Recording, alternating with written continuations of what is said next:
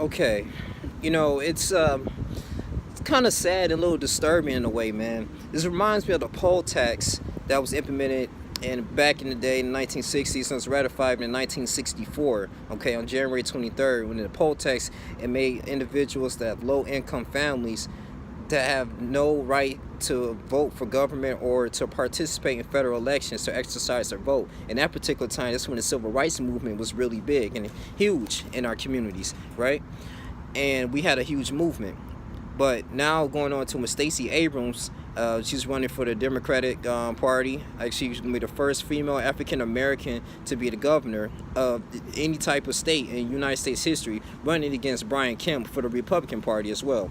Now, going further detail, you're not going to hear really about this in the news though, but maybe in the Georgia news. But Randolph County, that's in Southwest Georgia. That's a county of at least 7,800 residents, and 60% of them are black. Okay, 60% of them black, and they're closing down the voting polls. Now, Stacey Abrams stated that they should have every right to vote, regardless of what type of creed or race or what type of ethnicity, man. You should have the ability to exercise your vote, man. We had the ability to vote since 1965, the Voters' Rights Action, man.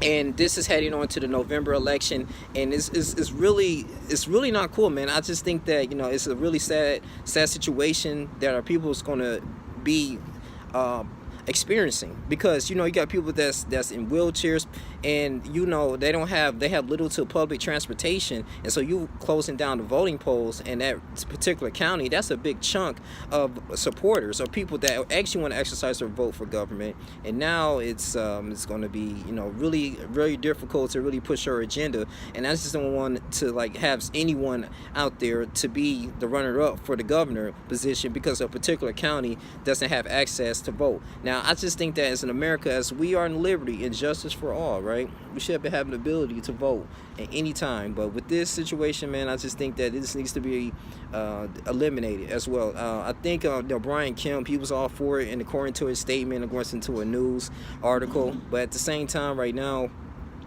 it's not cool at all, man.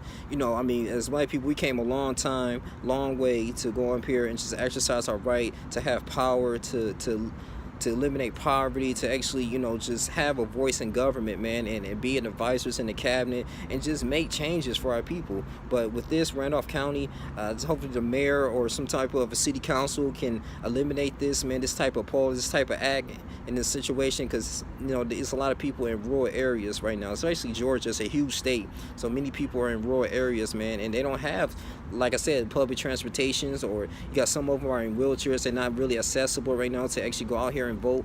But at the same time, man, you just eliminate all of this, and they have to go miles and miles to a different type of setting in order to have that right. And I just think it's wrong as an American, man. So this is a black news thing. This needs to be addressed. And I feel like, a CNN, of course, MSNBC is not going to cover this situation.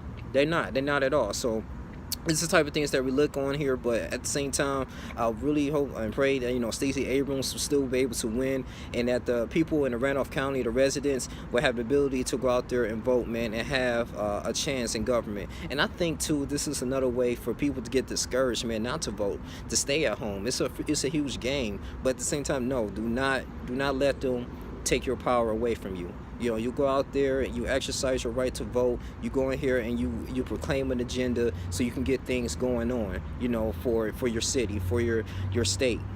That's extremely important, man, because we are one.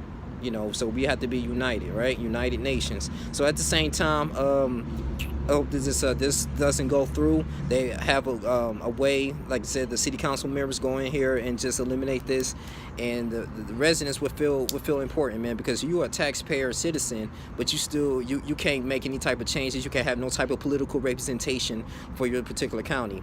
That's just not a good sight.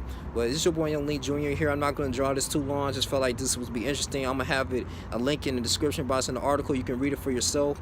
But yeah, man, Randolph County, man, just hopefully all the people and residents come together, man, blacks and whites, people and all in ethnicity that's living down there, but go down to the city hall and to abolish this. It's your boy Young Lincoln Jr. here. I'm out.